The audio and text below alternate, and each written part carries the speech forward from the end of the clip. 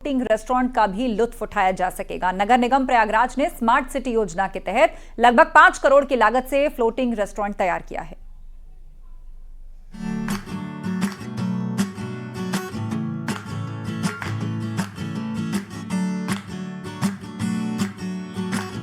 केंद्र और राज्य में बीजेपी की सरकार होने से उत्तर प्रदेश के धार्मिक स्थलों को जहां दिव्य स्वरूप दिया गया है, तो वहीं पर्यटन के लिहाज से भी बेहतर बनाया जा रहा है। प्रयागराज में यमुना नदी में बोट हाउस क्लब के पास इस फ्लोटिंग रेस्टोरेंट को लगभग तैयार कर लिया गया है। टूरिज्म को बढ़ावा देने के लिए नगर निगम प्रयागराज ने ये कवायद पर्यटन विभाग के साथ मिलकर की है। दावा किया जा रहा है कि यूपी का ये पहला फ्लोटिंग रेस्टोरेंट होगा। इस साल में संगम नगरी प्रयागराज को एक बड़ी सौगात मिलने जा रही है। प्रदेश का पहला फ्लोटिंग रेस्टोरेंट संगम नगरी प्रयागराज में यमुना के तट पर तैयार हो चुका है। आप देख सकते हैं ये फ्लोटिंग रेस्टोरेंट है।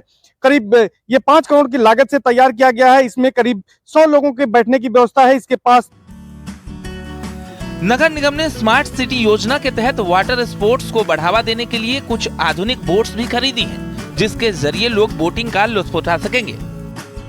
आ रहा है कि जिस तरह की यहाँ पर तैयारी की गई है, आप देखिए कि ये रेस्टोरेंट जो फ्लोटिंग रेस्टोरेंट है, ये उसका सबसे बड़ा केबिन है। यहाँ पर लोग बैठेंगे, यहाँ पर अलग अलग तरह के व्यंजनों का भी लुत्फ उठाएंगे।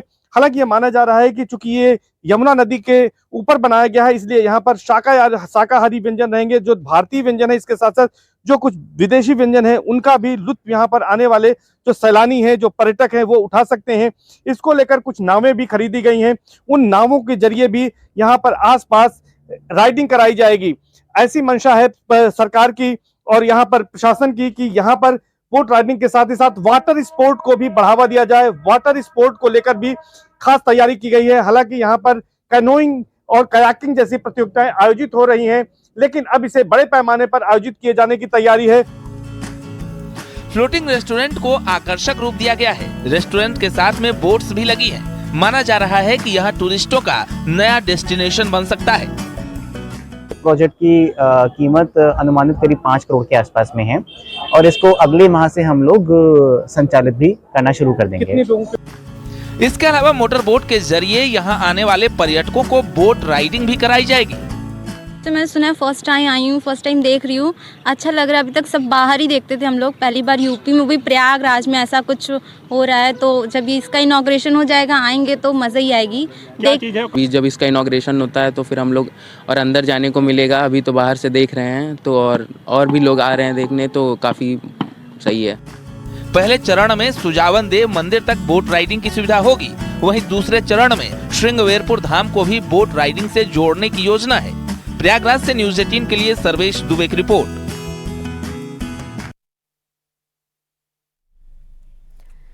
जम्मू कश्मीर में कड़ाके की ठंड पड़ रही है। इतने विपरीत हालातों के बीच भारतीय सेना के जवान देश की खातिर दिन हो या रात अपनी ड्यूटी दे रहे हैं। एलओसी में रात के वक्त दुश्मनों पर किस तरह से उनकी हर हरकत पर नजर रखी जा रही है, हम आपको दिखाते हैं।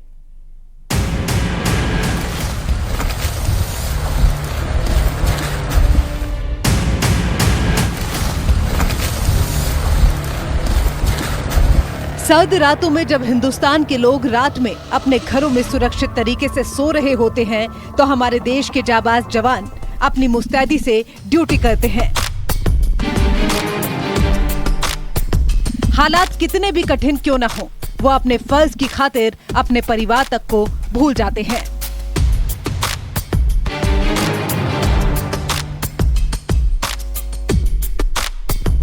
तस्वीरें लाइन ऑफ कंट्रोल के उरी सेक्टर से आई हैं। बारामूला में रात के अंधेरे में सेना की टुकड़ी पेट्रोलिंग कर रही है। हाथों में अत्याधुनिक राइफलें और नाइट विजन कैमरे के साथ सरहद पर पैनी नजर रखी जा रही है। भारतीय सेना नाइट थर्मल इमेजेस और उन्नत हथियारों के दम पर सीमा की रखवाली करती है।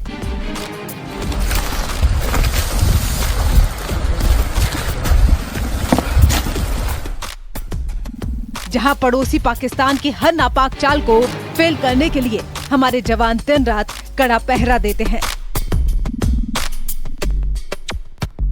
दुश्मन की एक भी नापाक हरकत को उसका मुंह तोड़ जवाब देने के लिए तैयार रहते हैं। अगर थोड़ी सी भी गुस्ताखी सीमा पार से हुई तो उसका ऐसा जवाब मिलेगा जो सालों साल याद रखेगा।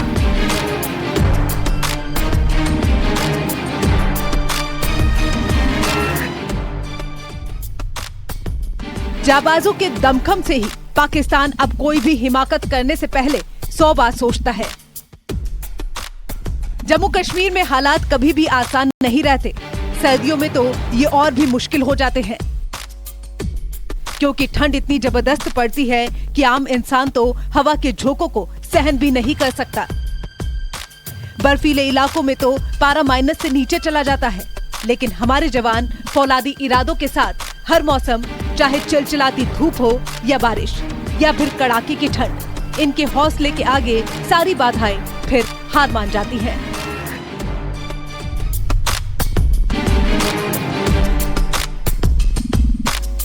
भारतीय सेना बदलते वक्त के साथ लगातार मजबूत होती जा रही है। थल सेना हो या फिर वायु सेना, हर जगह सेना को अत्याधुनिक हथियार और टेक्नोलॉजी देने की कोशिश हो रही है।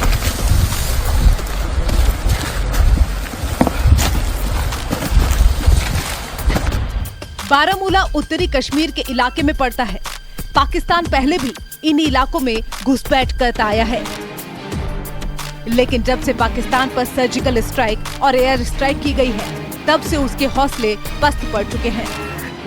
ऐसा नहीं है कि पाकिस्तान शांत होकर बैठ गया है, वो अपने आतंकियों की घुसपैठ कराने की हरदम कोशिश करता है, लेकिन हमारे जवानों की मुस्तैदी के आगे उन्हें भी मुंह की खानी पड़ती है। ऐसे ही जवानों को देश का हीरो नहीं माना जाता, क्योंकि उनके संकल्प के आगे हर चुनौती फीकी दिखाई पड़ती है। उनके संकल्प को कोई हिला नहीं सकता।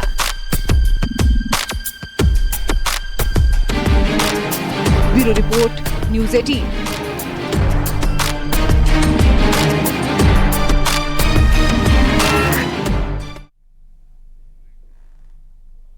यहाँ रुकेंगे एक और ब्रेक के लिए। खबरें लगातार जारी हैं।